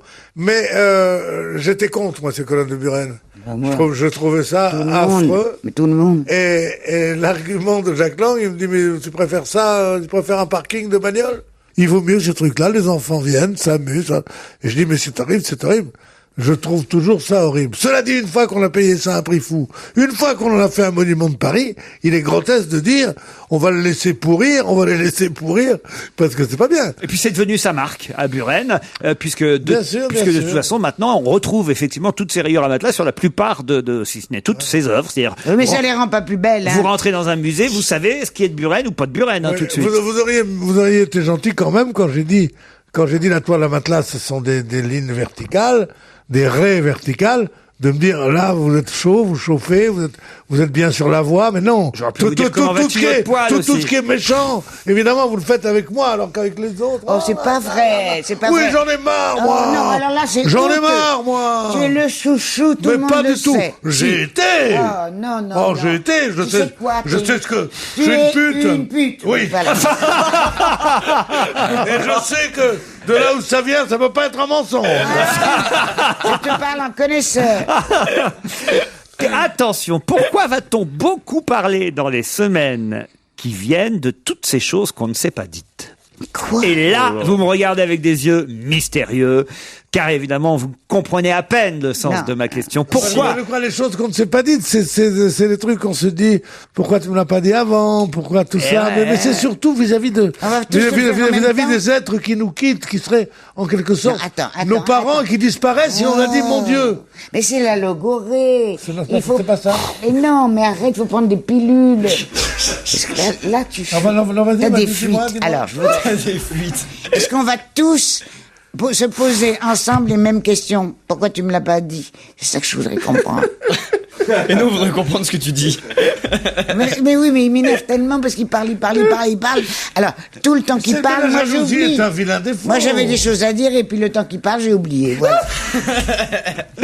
Alors, pourquoi va-t-on parler dans les semaines qui viennent de toutes ces choses qu'on ne s'est pas dites? Voilà, on va tous en parler. Alors, c'est le titre d'un film. Pas d'un film. Non, je crois que je sais. D'une émission, Le Rideau. C'est le titre du prochain livre de Marc Lévy. Marc Lévy, nouveau succès à venir forcément de Marc Lévy. Bonne réponse de Pierre Bénichou et Jérémy Michalin.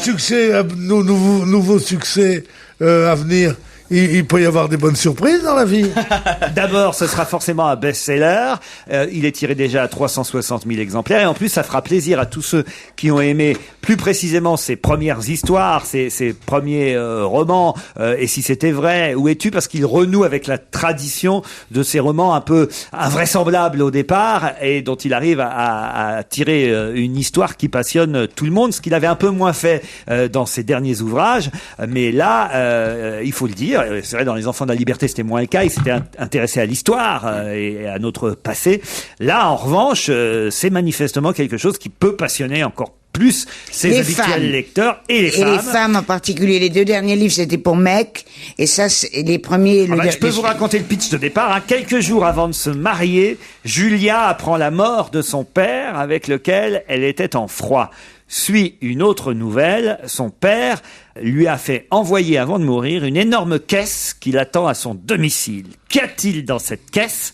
La réplique en cire de son père avec une télécommande pour l'animer. Ainsi, père et fille vont avoir 6 jours pour reconstruire un dialogue qu'ils n'avaient jamais eu auparavant. C'est effrayant. Ah bah oui, mais c'est une idée de départ invraisemblable qui va tenir tout le livre et qui, à mon avis, va faire un succès. Si elle le met à côté du radiateur, il va à moitié avoir l'air lépreux, c'est ça. C'est horrible. Enfin, depuis qu'il est mort, papa est devenu coulant. Toutes ces choses qu'on ne s'est pas dites, le nouveau roman de Marc Lévy, c'est une bonne réponse de Jérémy. T'as lu les premiers, toi? J'ai lu les premiers. Tu as trouvé ça bien, oui? Voilà, c'est des livres de vacances qu'on aime lire. Moi, j'ai pas lu les premiers. Voilà, non, mais c'est vrai, ce sont des livres qu'on a plutôt... on va au bout très facilement, on est passionné, on a envie d'avoir la fin, enfin voilà. Et particulièrement, d'ailleurs, celui que j'avais bien aimé, c'est celui dans lequel, d'ailleurs, je crois Vincent Lindon doit tourner, ainsi d'ailleurs, si ma mémoire est bonne. Les 2 copains, là. Voilà, Mes amis, mes amours. Celui en Angleterre. Qui se passe en Angleterre, il est particulièrement réussi. Je crois qu'il a été tourné, déjà. Bah voilà, ça a été. Je crois il y a Florence Foresti d'ailleurs aussi dans ce film. Ils ont trouvé ça très gratifiant. Hein. Si tu lis cet été.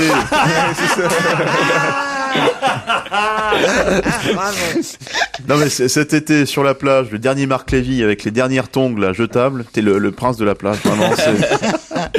Tout en écoutant évidemment Baila Lo. Évidemment. Baila Lo qui va sûrement être le tube de l'été. Ambiance caliente, petite Pépé, on trouve déjà ce premier single dans les bacs. Qui chante Baila Lo, le tube de l'été prochain? Un Français? Alors un Français, oui.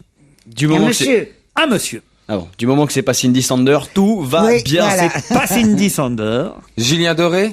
Julien Doré non plus. Non. Thomas, c'est quoi Thomas? Je sais pas, c'est un petit garçon qui a été expulsé. Ah, et qui est sorti la nouvelle star la semaine dernière. Voilà, c'est ça. Mobilisons-nous. Ouais. On fait rien pour les sans-papiers, mais mobilisons-nous pour les expulsions de la nouvelle star. Sérieux? Thomas. Ah, c'est ça l'immigration choisie, hein, les chanteurs de merde, ça rentre. Hein. Alors, quand vous allez avoir le nom de... Non, mais on l'aime bien, hein, je crois. Stevie C'est pas l'aime bien. étape sur les bambous, M. non? Pokora? Non, pas M. Pokora. Non. Est-ce que c'est un vieux? Est-ce que c'est un monsieur de 60 ans ou est-ce que c'est un tout Ah jeune? non, il a une trentaine d'années, hein, Claude. Vous le il a connaissez, une vous l'avez trentaine croisé. d'années. Sinclair. Pardon? Sinclair. Sinclair. Sinclair ou Sinclair. Non, Sinclair. Il y a Bob Sinclair et Oui, Sinclair. Bob Sinclair, non.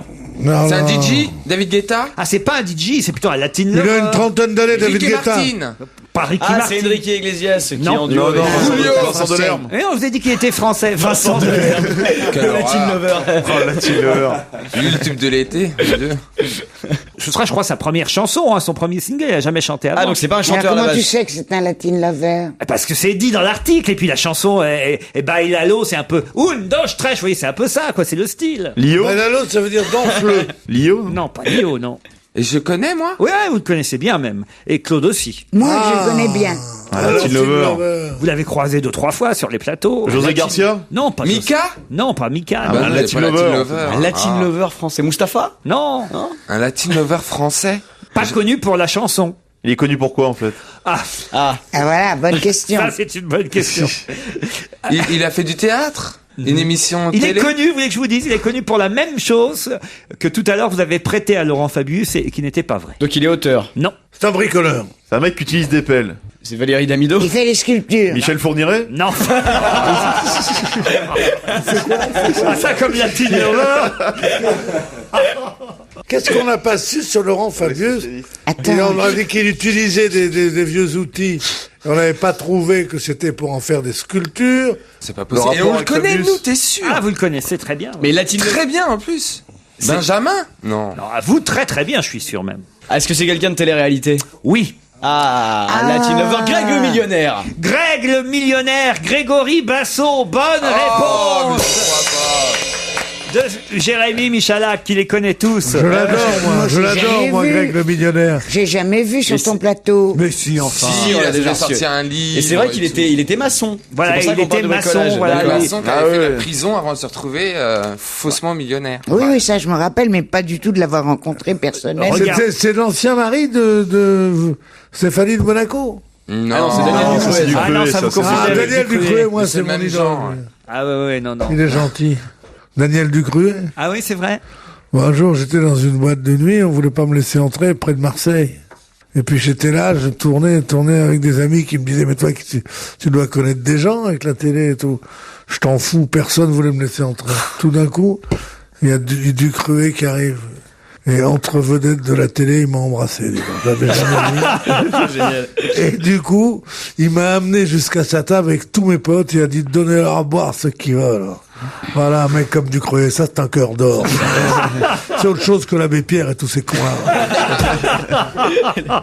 Pierre Bénichou a entièrement raison. C'est des petites choses comme ça qu'on aime les gens. Mais bien sûr, Daniel Ducruet, personne n'a un mot sur lui devant moi. Quand même, Pierre Bénichou, je trouve ça terrible que, après, allez, on va dire, 40 ans de grand journalisme, des années passées au Nouvel Observateur, Mais tu tombes sur une tête de con. une carrière télévisuelle, Mais oui, mais- et c'est un poissonnier qui vous fait rentrer dans les boîtes de nuit. Ah ouais, c'est navrant. Mais non, c'était une boîte de jeunes. C'était à bah, c'est Marseille. pour ça. Il y avait deux mecs, deux baraques de 2 mètres 20. Vous savez, je voudrais entrer parce que je suis là. Ils me poussaient pas, ils me montraient qu'ils allaient me pousser. Et mes potes, ils se moquaient de moi et tout ça. C'est Ah, parce que t'étais avec des potes, t'étais en bande. Daniel Ducruet arrive. Oh, Pierre. Moi, je dis, qui ça doit être? ce C'est qui mec lui? Non, ça, depuis, on s'aime beaucoup. Il est à la maison en ce moment. Là. Vous l'hébergez, hein? Non, il vient à la maison quand il veut. Ah, puis de temps en temps, il peut venir avec sa copine Philly Outman, en plus. Oh, dis donc, qu'est-ce qu'il a comme succès avec les frangines? dis donc. Ah oui, vous trouvez? Ah ouais. Comment vous trouvez? Il n'y a pas à trouver, il n'y a qu'à voir. Bah, faut dire que... Rien que ce soir-là, j'étais obligé de m'en faire 7 pour le débarrasser. Putain, toi aussi t'es Faut généreux. dire qu'il a bonne réputation, hein, vous savez. Hein. Ouais. Europe 1 célèbre les 40 ans des événements de mai 68 et à cette occasion, on va réécouter un des succès de cette année-là. Et cette année-là, Charles Aznavour chantait « Emmenez-moi ». Une des chansons que vous retrouverez dans le spectacle que j'ai la chance de consacrer au répertoire de Charles Aznavour, entre autres à l'affiche du gymnase à la rentrée à partir du mois d'octobre. Europe 1.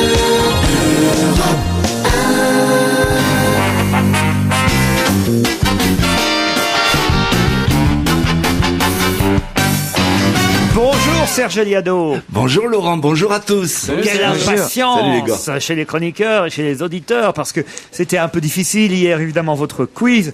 Retrouver les 12 titres de films dans lesquels on entendait les chansons que vous aviez sélectionnées pour, évidemment, l'ouverture du festival de Cannes, malin que vous êtes.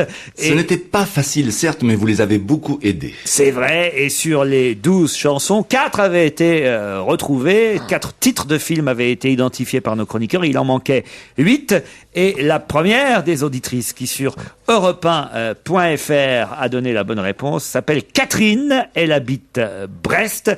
Catherine va donc recevoir un t-shirt pour enfants Bravo Hollywood que Christine Bravo a dessiné elle-même. Ça vous fait rire, ça, Fabrice Eboué. Des places pour venir applaudir Fabrice Eboué au Comedy Club, Jamel Comedy Club. C'est à 20h les vendredis. Les jeudis, vendredi et samedi. Ah, vous avez ajouté le jeudi maintenant? Ouais, j'ai ajouté le jeudi parce que le spectacle est plein à chaque fois. Succès, bravo. Des places pour Open Bed au Théâtre des Bouffes parisiens, à condition pour Catherine qu'elle vienne avant le 15 juin, puisque c'est prolongation jusqu'au 15 juin, mais après c'est fini. Elisa Tovati-Titoff au Bouffes parisien. Des places aussi, tiens, elle est sur scène, on va lui donner un petit coup de promo à Daniel Evenou. Elle vient démarrer, Daniel, les vacances de Josepha, une pièce de Dany Laurent, un auteur à succès qui avait eu pas mal de Molière, Dany Laurent, et ça se joue au théâtre Rive Gauche à 21h.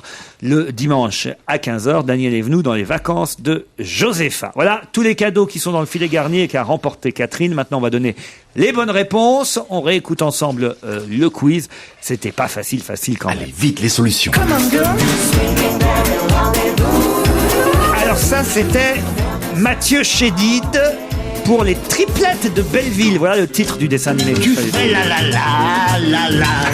Ça, c'était Louis de Funès, et le titre du film, il fallait trouver l'homme orchestre. On m'a dit qu'elle venait de Bahia. Ça, hier, nos amis avaient identifié un homme et une femme. Le film de Claude Lelouch, c'est la voix de Pierre Barou qu'on entend. Et de douleur. Chacun sa route, chacun son chemin. Ça avait été plutôt facile. Tonton David, pour un Indien dans la ville.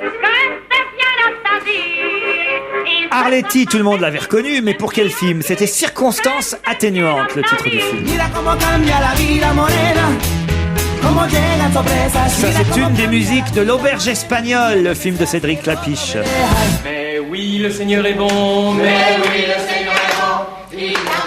Tout le monde pensait que c'était La vie est un long fleuve tranquille, mais non, c'est le film de Jean-Pierre Mocky, Le Miraculé, et c'est Jeanne Moreau qu'on entend avec Michel Serrault et Jean Poiret. Papa fait pompon cucu. C'est amusant, hein. Mais blonde. Ça, c'était Bourville dans Le Trou Normand, le titre du film Le Trou Normand. De et de n'enfant. Viva Maria, évidemment, Brigitte Bardot et Jeanne Moreau, ça c'était facile quand même. Et la gloire au fond des filets. Coup de tête, ça avait été trouvé hier, c'était le film de Jean-Jacques Hano, et ça c'est La Môme. C'est la voix que Cassandre Berger prêtait à Marion Cotillard. De quelques baisers sous un coin de ciel bleu.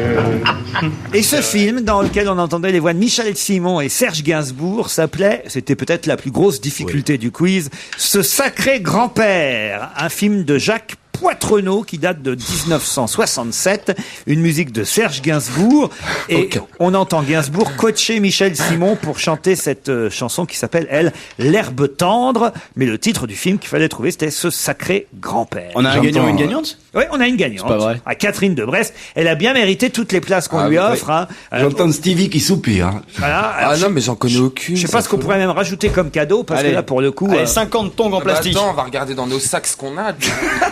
Ah non, mais c'est vrai, franchement, là, il y aurait de quoi. On pourrait peut-être lui offrir aussi le dernier livre d'Isabelle Alonso, tiens, pourquoi pas, hein, chez Robert Laffont, ça c'est une bonne idée. Voilà, un petit truc supplémentaire. Qu'est-ce que vous trouvez? Un pot de gel. Du gel pour les cheveux. Du gel pour les cheveux. je les amorce tout de suite. Voilà, offrez du tabac aux auditeurs. Parfum, mène. Et la chanson Flash de Serge Liado, dédicacée. Et même le best-of qui est disponible sur Internet. Ah bah voilà, très bien, parfait. Les relations difficiles entre Fillon et le président. Élu président, il y a un an, il dit à Fillon, je te file Matignon. Ensemble, ils faisaient du jogging chaque jour, c'était le grand amour. Fillon qui se croyait Premier ministre a vite compris avec stupeur qu'on l'avait arnaqué, c'est triste, ce n'était qu'un collaborateur, ce n'était qu'un collaborateur. Et puis les sondages ont évolué, quand François montait, Nicolas baissait et préférait faire du sport en plein air avec Bernard Kouchner. Maintenant plus personne ne demande à Fillon son avis. On ne sait plus très bien qui commande, mais en tout cas ce n'est pas lui. Mais en tout cas ce n'est pas lui. Toutes les décisions du gouvernement, c'est grâce au journal que Fillon les apprend. Quand les ministres rencontrent Sarkozy, ben Fillon on l'oublie. Voilà pourquoi ce pauvre Fillon, en ce moment a les nerfs à vif. Premier ministre à Matignon, ce n'est rien qu'un emploi fictif. Ce n'est rien qu'un emploi fictif. Bravo Serge Diado pour cette Merci à chanson vous. qui illustre très bien, il faut le dire, la une de l'Express cette semaine, assez gonflée, hein, cette une, ils vont quand même assez fort et assez loin, l'Express. Là, pourquoi ils se détestent? C'est le gros titre de la semaine à la une de l'Express. Pourquoi ils se détestent? Enquête sur la guerre Sarkozy-Fillon. Alors j'ai lu tout le dossier consacré à cette haine ou cette détestation entre les deux hommes qui serait allé montant au fil des mois de gouvernance, comme dirait Jean-Pierre Raffarin. Et c'est vrai que la photo qui illustre cet article est quand même assez gratinée. C'est une photo qui était parue dans le JDD le 27 avril dernier. Une photo qui, on nous le raconte dans l'Express, n'a pas été facile à monter. C'est ce qu'on raconte, hein. Il paraît qu'au départ, au service communication de l'Élysée, on s'est dit, tiens, pour montrer que le Premier ministre et le Président de la République s'entendent bien, on va organiser un dîner entre le couple présidentiel, c'est-à-dire entre François Fillon d'un côté, son épouse Pénélope, et Carla Bruni et Nicolas Sarkozy de l'autre. Pénélope, Carla, François, Nicolas. Et le président a dit que non, il ne souhaitait pas dîner avec le couple Pénélope-Fillon. Il a refusé ce dîner. Il dit qu'il préfère dîner avec Bernard Kouchner et Christine Ockrent, ou Jean Reno. Il préfère dîner avec Xavier Bertrand et sa femme, ou Luc Ferry, mais pas avec François Fillon et Pénélope. Alors on s'est dit, bah tiens, c'est ce que raconte l'article de l'Express, on va quand même offrir une photo, alors pour montrer qu'ils s'entendent bien. Sauf que la photo, ils sont l'un face à l'autre, et ils font une gueule, mais comme on a rarement vu ça sur une photo. C'est donc, à part l'interprétation d'une photo qui est toujours possible, mais est-ce que c'est crédible ce titre? Ah oui, oui. Pourquoi ils se détestent? Ah oui, on nous explique tout en long et en large on nous explique jusqu'au tout, dernier rebondissement le 7 avril dernier, quand François Fillon n'est pas informé que ce matin-là, le président de la République partage un petit déjeuner avec 14 ministres du gouvernement, sans François Fillon, son premier ministre, qui ne doit qu'à l'indiscrétion de l'un d'eux d'avoir été tenu au courant de l'initiative. Le président ne lui en avait pas dit un mot. Quelques jours après, Fillon décide de partir skier quelques jours à Val d'Isère pour montrer son mécontentement. Voilà, en gros, comment est montée petit à petit la détestation entre les deux hommes. Dans l'Express a quasi un scoop, même cette semaine, par rapport aux autres hebdomadaires. Parce le scoop que vous dites, c'est je n'ai pas envie de dîner avec Fillon et Fillon. Tout le reste peut être interprétation. Non. Il réunit 14 ministres et pas le premier d'entre eux. C'est hallucinant. Il peut très bien avoir affaire et lui avoir dit la veille, bah tu sais, je l'ai réuni, hein, si t'as l'autre chose, c'est pas grave, on se reverra après. Ouais, c'est en plus de l'indiscrétion d'un ministre et tout. Tout ça je crois pas qu'ils se haïssent, moi. Je crois que... Ah non, mais c'est pas ce qui est écrit dans l'article. Ils ne se haïssent pas. Ah, pourquoi ils ne le respectent plus. Il estime, d'après cet article, il estime que son premier ministre n'est pas assez heureux, ne montre pas assez sa joie d'être au gouvernement, et il trouve aussi qu'il ne l'a pas assez défendu quand il a été attaqué. Voilà, en gros, ce qui se passe entre les deux hommes. Oui, mais enfin, c'est plausible. Mais enfin, j'ai pas. C'est chiant qu'ils s'entendent pas, ils sont bien tous les deux. Ah oui, ils sont très bien. Ah oui, moi j'aime bien les deux, moi. Qu'est-ce qu'on va faire des enfants, c'est quand même quelque chose. Il trouve qu'il est pas assez heureux, quoi, pas assez souriant. Voilà, il a qu'à nommer Alain Juppé, quoi. Là, au moins, quelqu'un de non, il est bien. Sarkozy-Fillon, c'est vrai que le titre est un peu fort, mais c'est normal qu'un hebdomadaire, évidemment, trouve une accroche un peu forte. Non, mais moi, c'est pas moi qui vais. Pourquoi il se déteste? Enquête sur la guerre Sarkozy-Fillon, c'est la une de l'Express cette semaine. On se retrouve dans un instant après la pub pour parler du DVD de la semaine.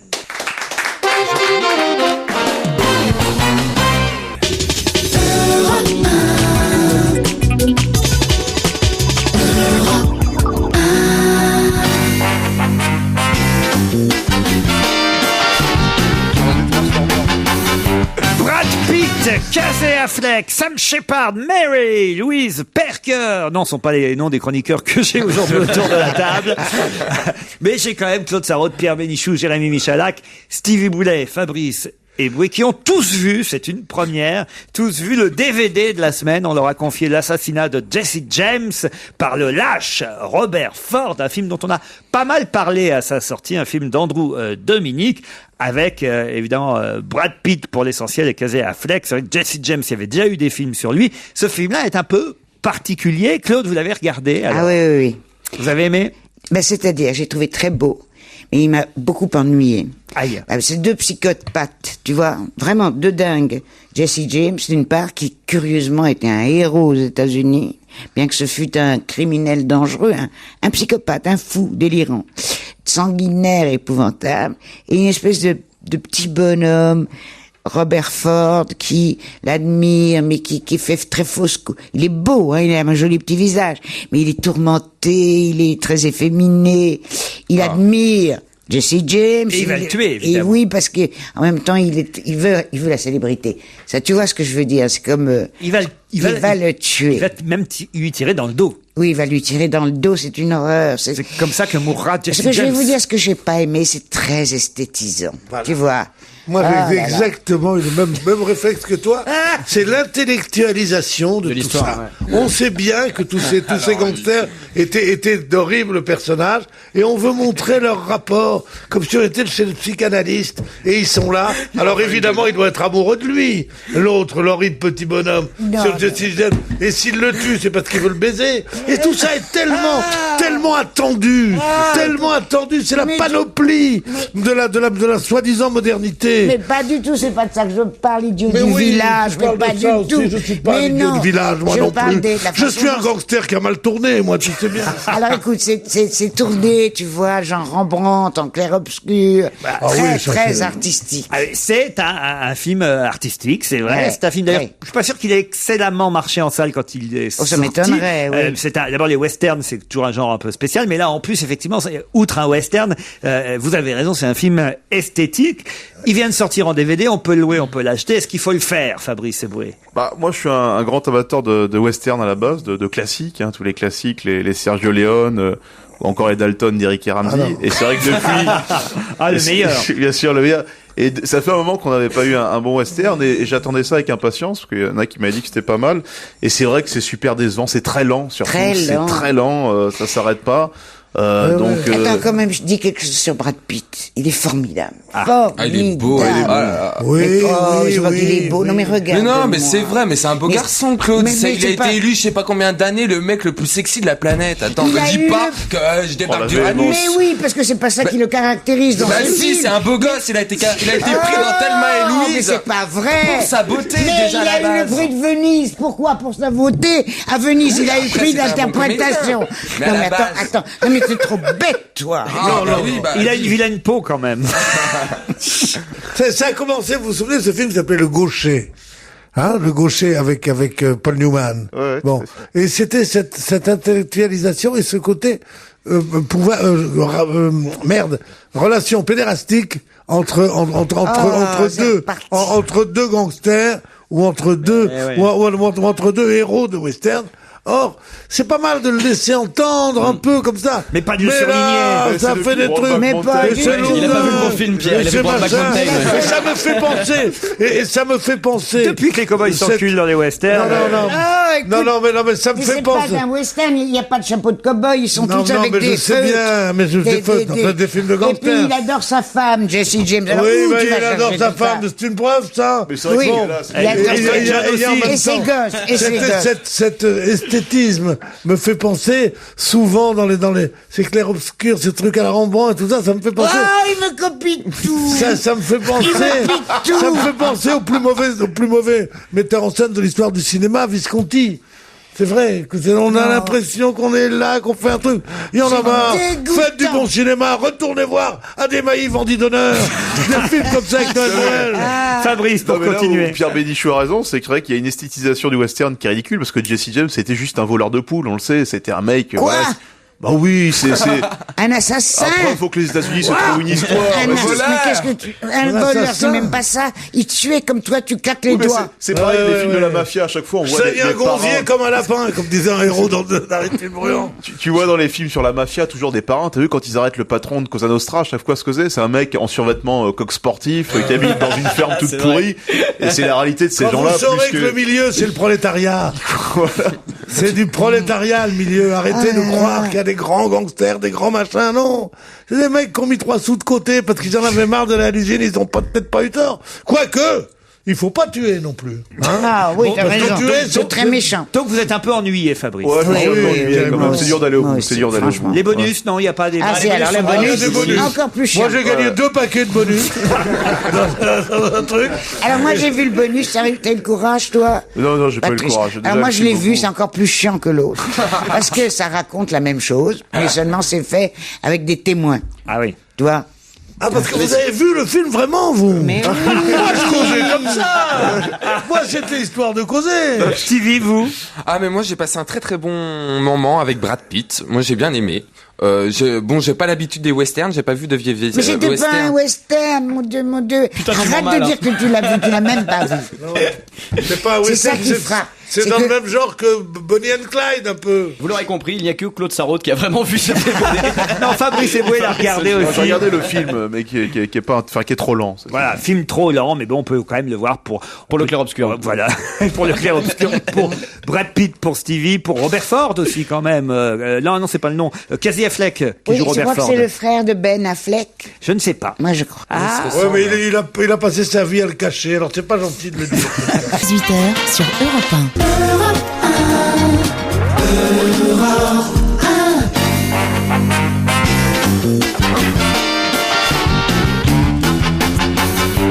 Claude Sarraute, Pierre Bénichou, Jérémy Michalak, Stevie Boulet, Fabrice Eboué. Je vais vous dire, il est temps que vous arriviez, Paul Vermus, parce que pendant les pubs, on s'en raconte autour de ce qui se passe dans Paris, qui est avec qui fait quoi. Et vous, heureusement, vous êtes là pour rectifier la vérité et nous donner les vraies informations. Alors, qu'est-ce que vous vouliez savoir, Laurent? Bon, par exemple, je tiens à rappeler, parce que vous avez été le premier à nous le dire, que Madame Rachida Dati ne ferait pas elle-même, n'assurerait pas le mariage dans le 7e arrondissement de Cécilia, enfin pas de Cécilia, mais de la fille de Cécilia Martin et Jacques Martin et Cécilia Sarkozy, et enfin qui ne s'appelle plus Sarkozy mais Attias aujourd'hui. Et vous aviez raison. Rachida Dati n'a pas fait le mariage elle-même. Oui, elle a reçu des consignes. Bon, tout comme elle n'avait pas été au mariage de Cécilia à New York. Hein. Ah ouais. Voilà, donc c'est comme ça et pas autrement maintenant. Hein. Ah ouais. En tout cas, on voit partout dans VSD, dans Gala cette semaine, les photos du mariage. D'ailleurs, un hommage a été rendu à Jacques Martin pendant la cérémonie faite pour donc ces noces de la fille de Cécilia et Richard Attias était là aussi, évidemment. Bah oui. Bon, alors, dites-moi. Il n'y a pas d'autres infos en plus là-dessus? Non, mais je vous avais tout donné dans le détail 8 jours avant. Tout comme, je vous avais aussi tout donné, Laurent, sur le dîner de Jacques Chirac, il y a 15 jours. Je vous ai tout donné dans le détail. Aujourd'hui, les journaux en chou gras. Profitez de mon talent, profitez de mon savoir-faire. Paul, calme-toi. Calme-toi, mon petit chéri. Oui. Est-ce que moi, j'ai pas toujours écouté tout ce que tu racontes à la radio et à la télé? Est-ce que tu as parlé de l'intervention de Sarkozy auprès de Maurice Lévy pour que Attias soit chassé? Oui, alors ça, je n'y crois pas une seule seconde. Vous comprenez bien que le président, il a autre chose à faire qu'à régler des petits comptes comme ceux-là. Ça me paraît invraisemblable. Vraiment, ça, c'est les mauvaises langues, ça vient de l'opposition, c'est sûr. Hein. Pierre. Moi, je crois que je crois que Publicis c'est très, très, très, très bien conduit dans cette histoire-là, parce que c'est pas facile quand Monsieur Attias était une menace quotidienne, permanente, et qui tenait tellement à cœur au président de la République Sarkozy, qu'ils l'ont gardé et qu'ils l'ont même promu au cœur de la 2e agence française de publicité. Je trouve que c'est assez courageux. Alors je vois pas pourquoi, s'il n'y était pas si tenté qu'il eût voulu se venger en le faisant renvoyer, c'était à l'époque où il pouvait lui nuire. Oui. Et pas maintenant, parce que ce serait une victoire à la Pyrrhus, tu vois ce que je veux dire? Oui, non, en plus. C'était un peu bêta maintenant. Oui, voilà. Et puis tout simplement, il a tout intérêt, le président Sarkozy, à ce que Richard Attias et un très gros job, ça évitera comme ça de payer une pension alimentaire supplémentaire. Hein. Oui, ça c'est une vision assez haute de la politique en effet. Allez, le festival de Cannes. Alors vous ne savez pas tout sur le festival de Cannes. Vous avez forcément des infos, des trucs. Ah ouais. Alors moi d'abord j'ai consulté les bookmakers et même certaines voyantes. Hein. Non. Je peux déjà vous donner la Palme d'Or 10 jours avant la clôture du festival. Attention, on note. Hein. Alors j'ai 2 Palmes d'Or possibles. Alors peut-être que la Palme d'Or sera divisée en 2 comme ça a déjà eu lieu. Hein. Ah ouais. Alors il y a le film de Clint Eastwood, Changeling. Ouais. Et l'interminable film de Soderbergh, le Che, sur Che Guevara. Ouais. 4h28, vous vous rendez compte? Alors ces deux-là ont toutes les chances d'avoir la Palme d'Or. Ah oui. J'ai le prix de la mise en scène. Ouais. C'est le Wim Wenders, The Palermo Shooting. Et j'ai une très bonne nouvelle, Laurent. Ouais. Je peux déjà vous donner le prix d'interprétation. Catherine Deneuve. Non, Mathieu Amalric. Mathieu Amalric. Ah, voilà. Alors, vous n'avez pas beaucoup des journalistes comme ça, hein? C'est pas le résultat, Claude. Hein. Alors, je l'adore. C'est le fils de grands amis à moi. Ouais. Alors, si vous êtes à Cannes, et nous ne sommes pas à Cannes, mais je peux déjà vous dire qu'il y a une chose formidable et les gens ne savent pas. Quentin Tarantino, le réalisateur de Pulp Fiction, va donner dans les 2 jours qui viennent un cours de cinéma totalement déjanté. Alors on va se bousculer pour avoir de la place, mais un cours de cinéma signé Tarantino, je crois que ça vaut son pesant d'or. Ça tombe bien parce que j'avais une question sur le cinéma que je n'ai pas eu le temps de poser aujourd'hui. Et je vais profiter de votre présence, cher Paul Vermus, pour la poser, puisque je suis certain qu'évidemment, vous, vu votre science, votre savoir, votre culture, vous allez pouvoir aider mes petits camarades ici présents. Hein. Mais en ce moment, Paul se trouve à Cannes pour le festival. Ah, vous êtes à Cannes? Ah bon, Paul. c'est notre ancien de nos envoyés spéciaux. Ah oui, je suis à Laurent m'a demandé de partir pour Cannes, je suis parti pour Cannes. Là, vous êtes où à Cannes, précisément? Dans la chambre de Daniel. Là, je suis avec mon portable et je me promène sur la croisette. Non mais vous habitez où? Vous êtes descendu où? Dans quel hôtel? Bah, moi, comme d'habitude, je suis au Martinez. Hein. Ouais. Vous pouvez nous faire écouter les bruits de la croisette, là? Bah, écoutez, non, là, moi, vous m'avez engagé pour que je vous donne des informations exclusives. Dis à ton fils de faire rouler une bouteille, ça fait le bruit de la mer. Dis à ton assistant de faire la mouette derrière. Ben Robin, tu fais rouler une bouteille dans ton taudis du 19e, on croit que t'es à Cannes. Vas-y, pépère. Voilà, vous l'avez retrouvé, votre question, Laurent? Ah oui, ma question, puisque ça, vous savez, c'est un des événements de Cannes, même si c'est hors compétition, c'est la présentation du film de Spielberg, évidemment, le 4e épisode d'Indiana Jones. Ben alors justement, il y a une grande interview dans l'Express de cette semaine, interview de Spielberg, qui est le réalisateur du film. Et moi, j'avais oublié que dans Rencontre du troisième type, un film réalisé par Spielberg, ben, il y avait un Français qui jouait. C'est François Bayrou. François Truffaut. Je lui dis la première. Excellente réponse de Paul Vermus et Claude Sarraute. Bravo, ah ouais, ça c'est pas mal quand même. Hein. Alors, vous voulez que j'en reviens au Festival de Cannes? Ouais. Vous savez qu'un centenaire va arriver à Cannes? Un centenaire? Ouais, alors c'est pas Lévi-Strauss, ethnologue, non, c'est le cinéaste espagnol Manuel Oliveira. Il a 100 ans, il aura 100 ans dans quelques jours. Ah oui, le plus vieux réalisateur. Ah ouais, c'est quand même... Alors donc hommage au Grand Amphithéâtre pour ses 100 ans. Je peux vous dire aussi qu'il va y avoir il va y avoir un immense tournoi de poker caritatif à Cannes, au Palm Beach. Pour nourrir Caroline Diamant? Le poker est toujours caritatif. Attendez, écoutez, c'est offert par le Casino Partouche, ils sont sur place. Le vainqueur gagnera $1 million et le vainqueur donnera ce $1 million à l'œuvre de son choix. Alors il y a déjà Denis Hopper qui s'est inscrit. C'est le héros d'Easy Rider, hein. Ouais, Denis Hopper, quoi. Ouais, bah oui, non, bah je vous le dis pour ceux qui savent pas, hein. Edward Norton. Ouais, le héros de... Ah, bah je vous laisse dire parce que vous savez tout. Alors bon, les seules stars finalement qui ne sont pas dans les palaces ou de la Croisette ou aux alentours, hein, c'est Angelina Jolie et Brad Pitt. Vous savez où ils sont? Non. Ils ont un copain qui s'appelle Paul Allen, qui est vraiment... ils sont à Saint-Jean-Cap-Ferrat. Ils sont dans la propriété de savait, Paul. Je peux vous dire qu'au dernier pointage, on a compté, c'est pas des blagues, 283 gardes du corps. Et je peux vous dire enfin que dans les prochains jours, Marc Dorcel va fera tourner les gardes du corps. Tu pourrais dire qu'elle attend des jumeaux, c'est officiel. Bon, bah merci. Elle l'a annoncé hier soir chez David Pujadas. Bon, bah écoutez, voilà une bonne nouvelle. Hein. Alors j'ai une bonne nouvelle. Marc Dorcel vient pour filmer l'accouchement. Une bonne nouvelle n'arrivant jamais seule. Marc Dorcel va envoyer quelques-unes de ses stars prendre un bain de foule sur les plages, notamment Yasmine et Nina Roberts. Ça a toujours beaucoup de succès. Hein. Faut rappeler que c'est un producteur de films X, Marc Dorcel. C'est le frère de Paul Vermus. Tout le monde ne le sait pas. Non, bon, enfin, c'est le moine qui dit ça? Oui, c'est le moine, ouais. Ah, depuis que vous faites des émissions sur votre bébé chez notre petite copine à 14h, vous êtes devenu... Vous avez perdu la tête, vous. Bon, j'espère que tu viendras me voir au théâtre quand même. Hein. Oui, d'accord. Merci, alors, Paul. Et puis, j'ai une question à vous poser. Il est pas là, Jean-Luc Lemoyne, aujourd'hui. Non, mais comme je suis expatrié, je suis une sorte d'exilé, de travailleur émigré. Non, mais c'est bien ce Vermus. Hein.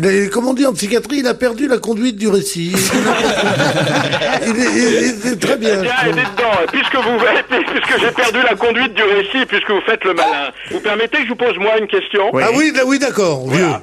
Alors, pouvez me dire quelle était la Palme d'Or du film en 2007? En 2007? C'est-à-dire l'année dernière, oui, la Palme d'Or. Il y en avait deux. Non, il n'y en avait pas deux. Enfin, il y en a qu'une, mais c'était pas deux. Bon, films écoutez, qui étaient quand on ne sait pas, on dit je sais pas. Alors, pour pas Moi, perdre je ne de- sais pas. Non, c'est pas. Ben voilà, 4 mois, 3 semaines, 2 jours. C'est un réalisateur roumain. Christian Mungiu. Vous vous rendez Qui compte? sort en DVD. Voilà, Et c'était sur l'avortement. Voilà. Vous voyez comme c'est formidable, ça.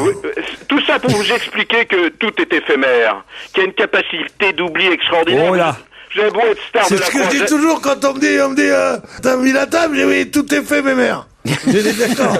Ouais, je suis comme ça. Tout moi. est fait éphémère. Tout est fait, mes mères. Non, tout est éphémère, il dit. Ah bon, j'ai pas compris, moi. Mais quoi qui me dit que tout est fait, mes mères, qui voulait aller se baigner, qui voulait dire au revoir. Ouais, si tout est fait, mes mères, tu peux être baigné. Elle est sonnée. Il va se baigner à la piscine des Tourelles parce qu'il est pas plus à Cannes que moi. Je veux dire, le mec, Bon, allez, on applaudit Paul Vermus et on se retrouve demain entre 16h et 18h. Bonne soirée sur Europe 1. Retrouvez toute Europe 1 sur europe1.fr.